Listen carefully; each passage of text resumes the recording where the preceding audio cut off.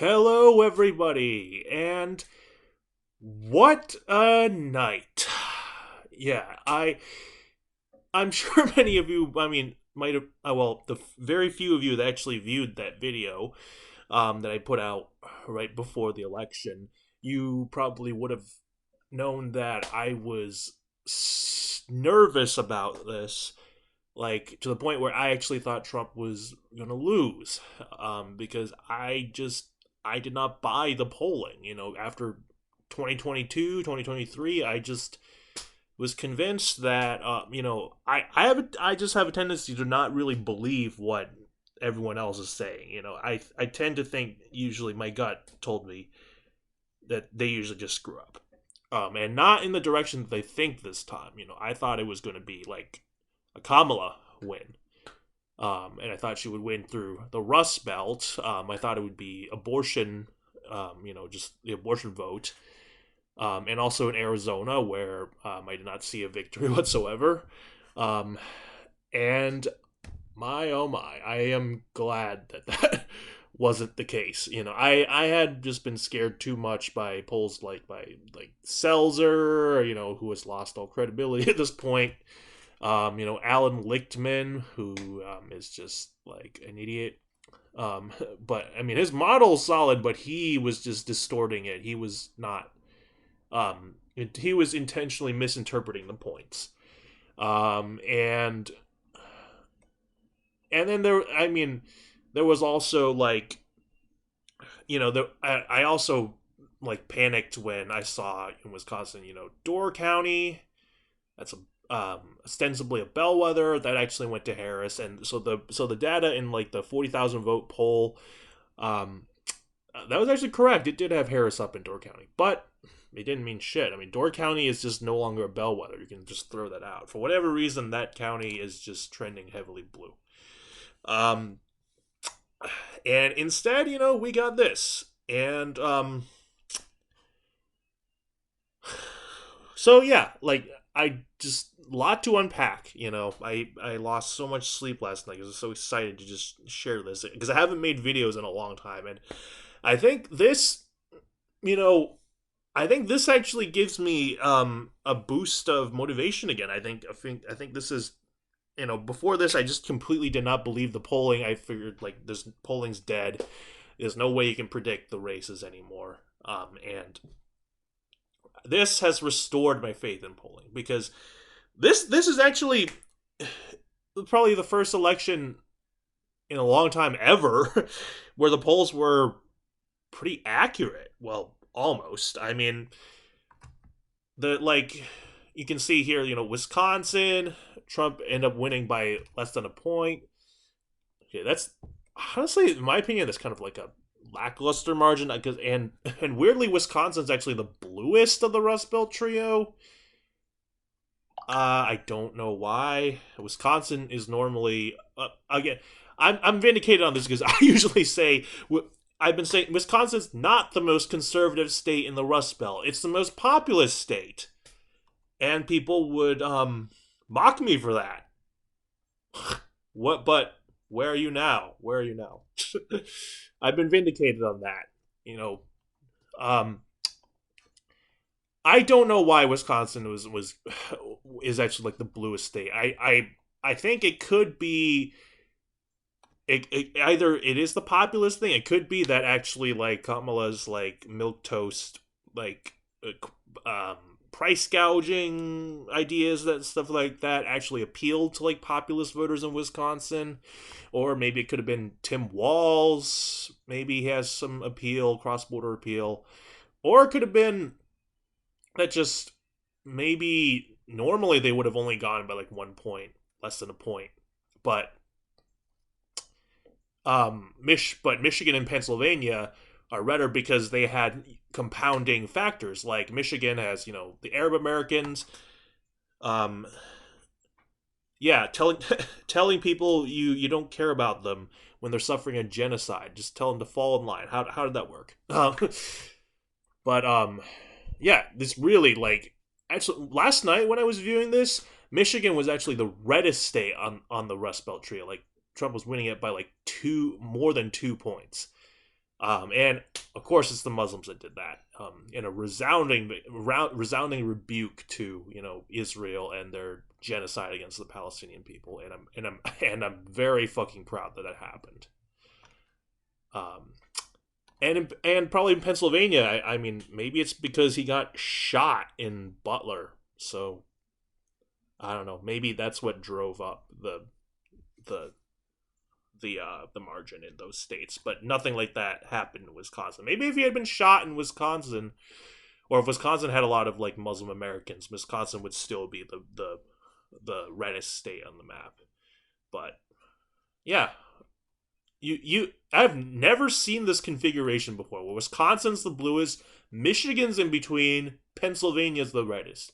Like usually it's Michigan's the bluest, and then depending on the year, like depending on who's like whether the Democratic Party is populist, Wisconsin could either be the bluer or the redder one compared to Pennsylvania. Like during the Obama years, as I was saying, Wisconsin was actually bluer than Pennsylvania because Obama was a populist. Um, that all switched on its head once Trump came to the scene, and because Wisconsin's a swingy one. Um, yeah, yeah, very very weird. And just but okay, what was my original point?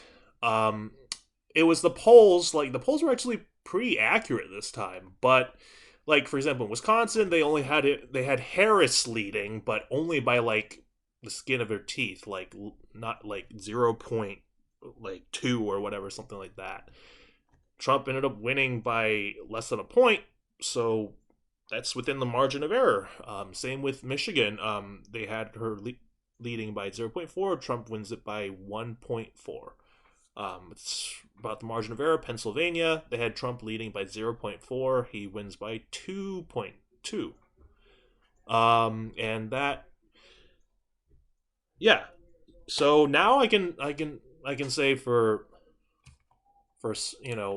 I think we have a blueprint for the polling on a presidential year that, well, this it's it's pretty accurate, like, but it's still going to minorly underestimate Trump, but not clearly not by the margins that it used to. Like, so they did change their methodology. That's all been done. And Mish was you can assume that because if it was the margin that they used to underestimate, Wisconsin would be read by like 8, Pennsylvania would be read by like 5, Michigan, like stuff like that. That didn't happen. They're pretty accurate, but however, I do also believe Nate Silver, for example. I think he has some credibility on, despite having no credibility elsewhere. He was actually pretty right to even admit and accuse fellow pollsters of putting their thumbs on the scale, just to show a toss up race and to actually get voters to turn out. Like I think that's very plausible. But and in fact, I think they did this in the most smart and deceptive way. I think they put, the polls. If the polls were really showing Trump up by 1, and they wanted to just narrowly steer it down to like a 50-50, but only slightly with Harris in the lead, and you know because they have plausible deniability with that, because it's like you can keep it within the margin of error, so people can be like, hey, that's statistical noise. Although I don't buy that personally. Like I think, yeah, if Nate Silver's admitting it, I think yes, they put their thumbs on the scale, and they wanted only to, what is it? They wanted to just like try to show a result, and a sense maybe even to like just try to turn out the Harris people. But yeah, but luckily they didn't do it in a way that was like wildly inaccurate. Like so, wow, actually they actually were able to get away with it this time. You know,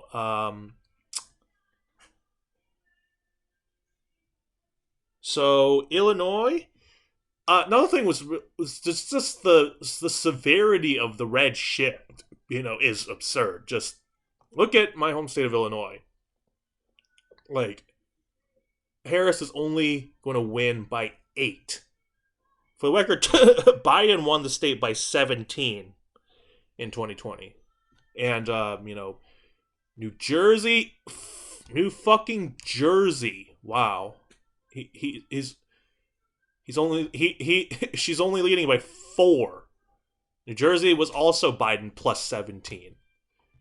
Wow, New Illinois, New Jersey was a fucking swing state this cycle. I consider a swing state anything between like below 5. Virginia was a swing. This was almost like Romney. Oh, 5 point. Wow, Virginia is slightly bluer than New Jersey. New York only 11 points. It was 23 points in 2020. New Mexico, okay, it was supposed to be within 4, but it was, and now it's 5. Okay, that's kind of a little bit underwhelming. But Minnesota, okay, Minnesota, it was only supposed to be won by 2. It was won by, this is about 4. Okay, that actually, the New York Harris actually slightly outperformed the New York Times expectations on the night of that they were showing. In like some of these like Minnesota, like Virginia, but not in Illinois, New Jersey, New York. And if you take in mind just the trend, relative to the national environment, the whole country got 5 points redder. From Biden plus 4 to Trump plus 1 in the popular vote, national popular vote.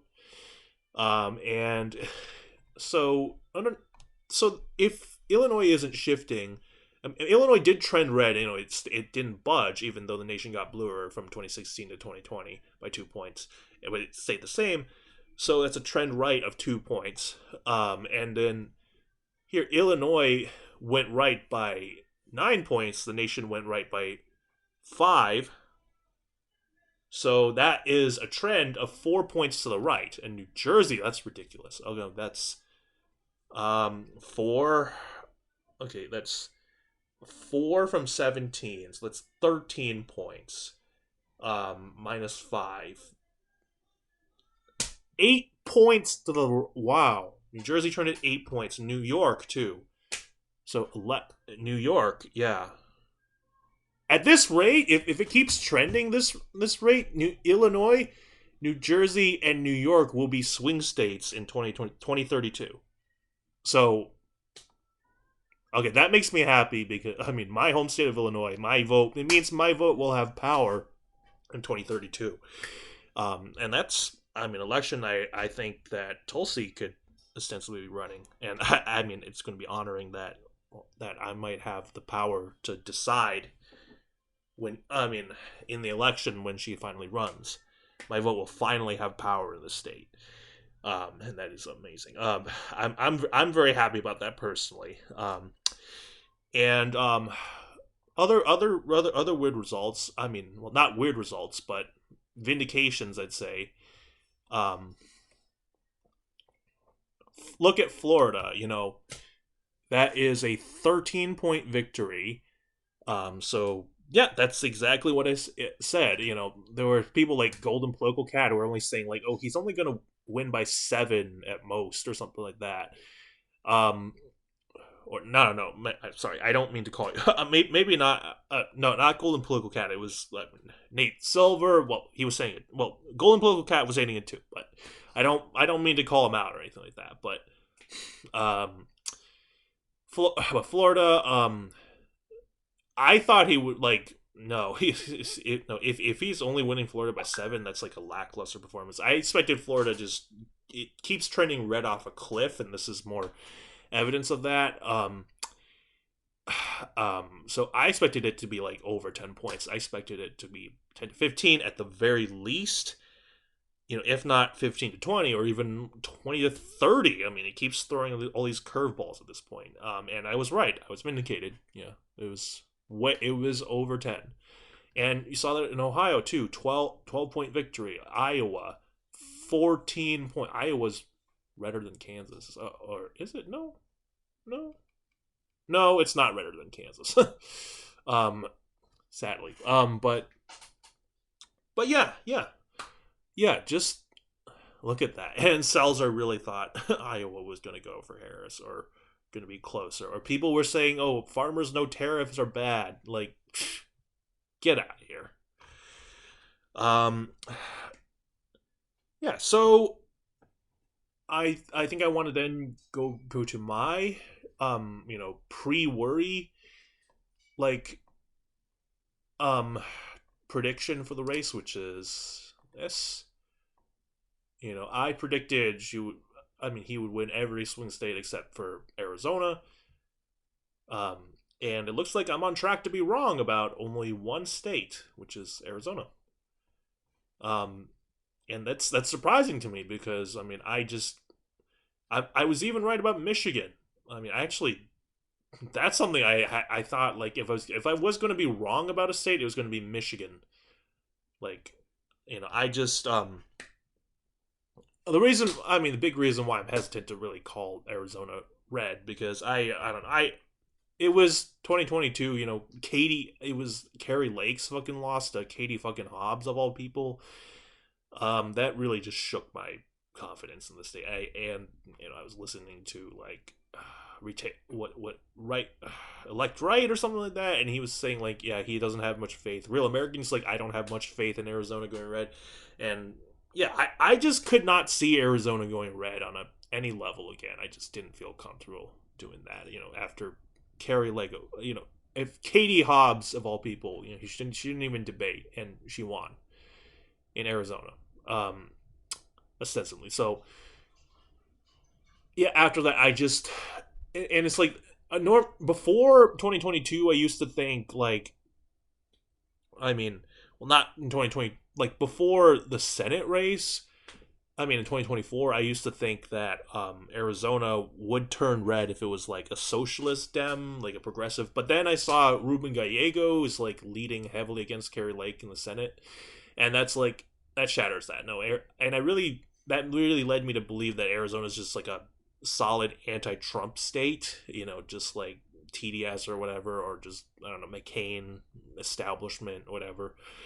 And that's what really it's like they'll even vote for like a socialist progressive of over like a Trumpian candidate. So that's what really led me to feel that Arizona was going to be blue. Just a little curveball at the end of the day.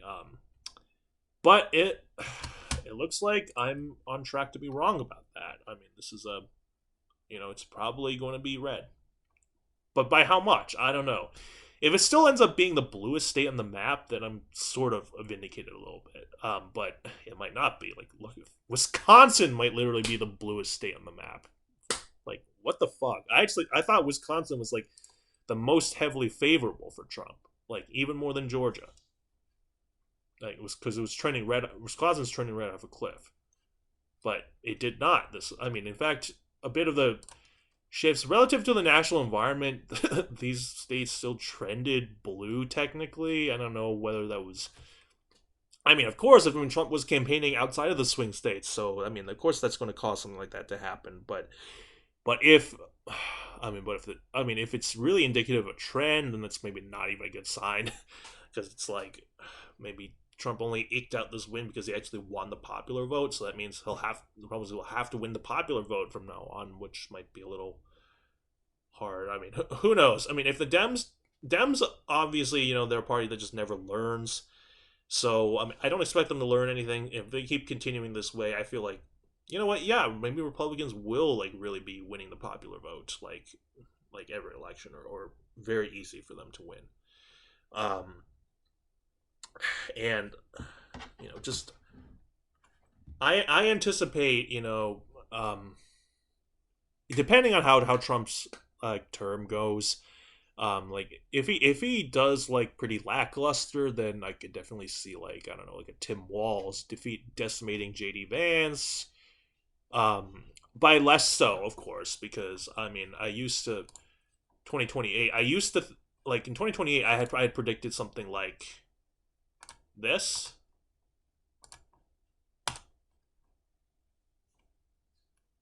Yeah, like yeah. Well, not really North Carolina, but I predicted something like this for 2028. Um, but I think it's time to revise that. I think Texas still is going to be red. It trended red this cycle, um, so no reason to think that it's going to go. Republicans actually turned the corner in the state. No reason to think it would go blue for anyone like, especially not like a Tim Walz or a Josh Shapiro or whatever. But also, then I would revise my prediction in Wisconsin because it's looking like it's not really trending red relative to the country. So Wisconsin is going to remain competitive in the near future. It's not going to be like a safe red state. The entire Rust Belt is going to be competitive, as was maybe Arizona by then will probably even be safer. Who knows?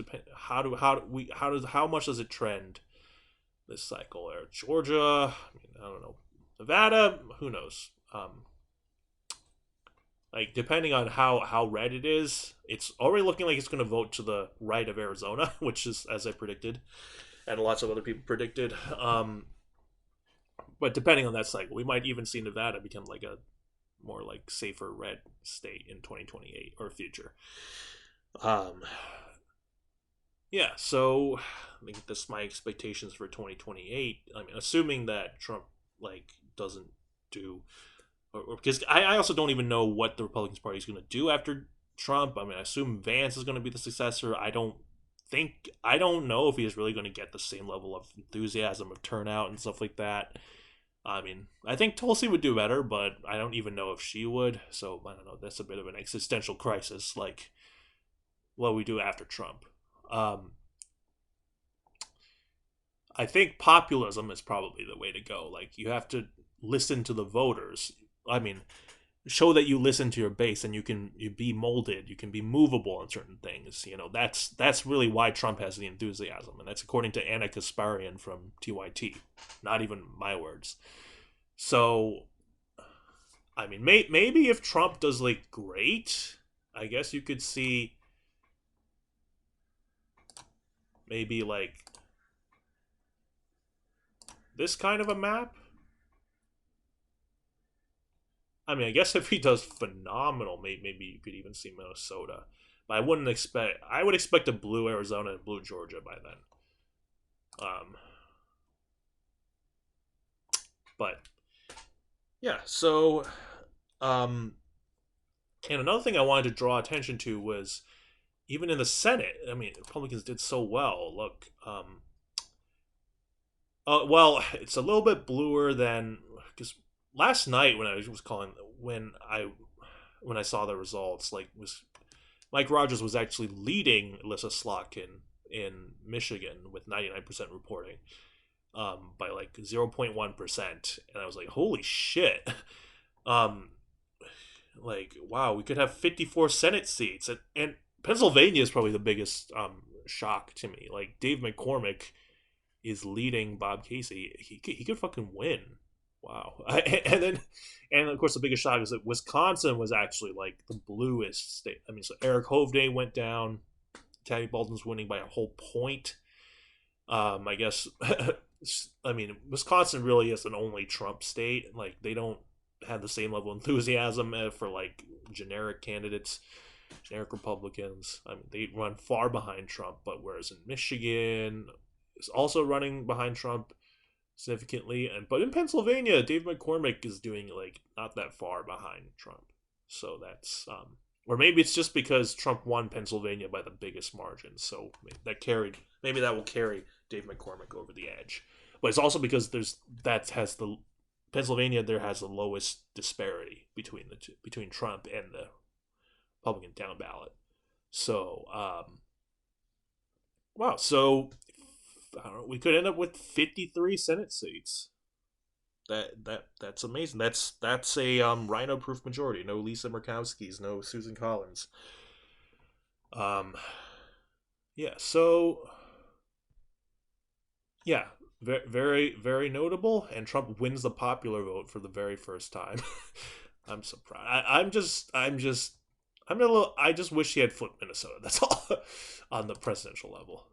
You know, I really wanted to see something like that, and I'm glad that he didn't contest the second district, but I don't. I heard that it went very heavily blue. Um, But I'm also I figure elections would be more interesting if it's like both sides lose and gain something. So like maybe Trump flips back all of these states, but then Harris wins North Carolina or something like that. You know, just like the last time that ever happened was 2004. You know, Bush lost New Hampshire, he gained Iowa and New Mexico. Um, that was also the last time a Republican won the popular vote ever. Um, yeah, and I thought I'd just conclude this prediction is so that's this would probably this would be my prediction for 2028, but by 2032. So here what the swing states will be, we'll reset the map. 24 hours. So obviously the Rust Belt.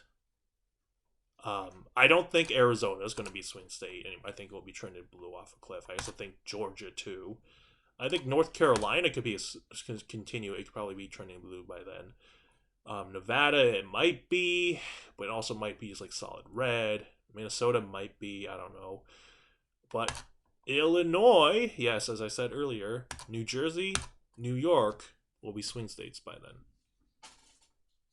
So okay, so it seems like all the swing states are all clustered around the Northeast. That's not a very good regional appeal, but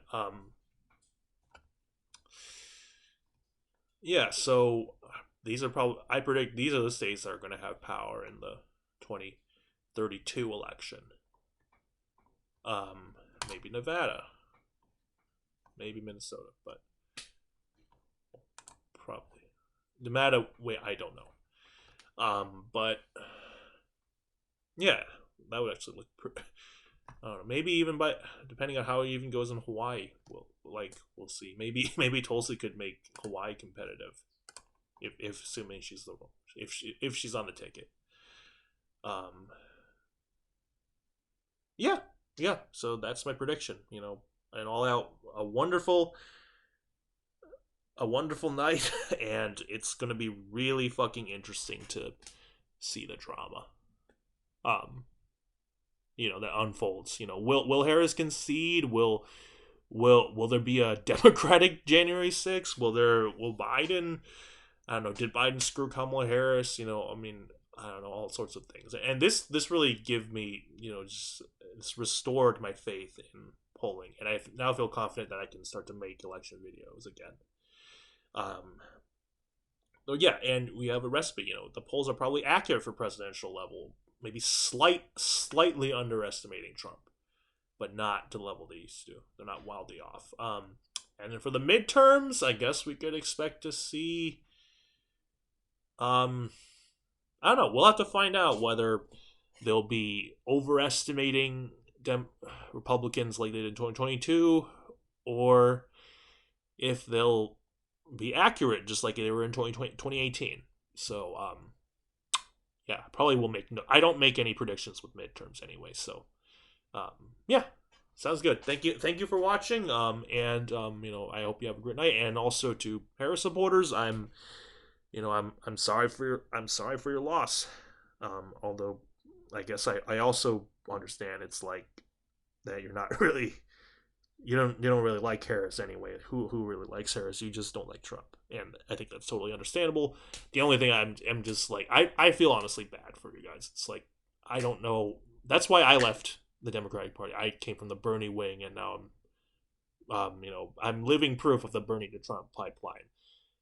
I just couldn't. I can't stomach doing that. Just voting for a party that never listens to you, that tells you to fall in line and shut up, and just vote for the lesser of two evils, of shaming the just and who never learns. It's like the Democratic Party is like a prison, or like I don't know. You have like an autistic relative or something. It's like that, like a fucking brick wall. And I don't know. I feel bad for you. I could not stomach do what you do. And I'm just so maybe kudos to you for keeping up just the stomach churning activity. Yeah, but yeah, thank you for watching, and I'm sorry for your loss anyway. I don't mean to gloat in your face. Um, yeah,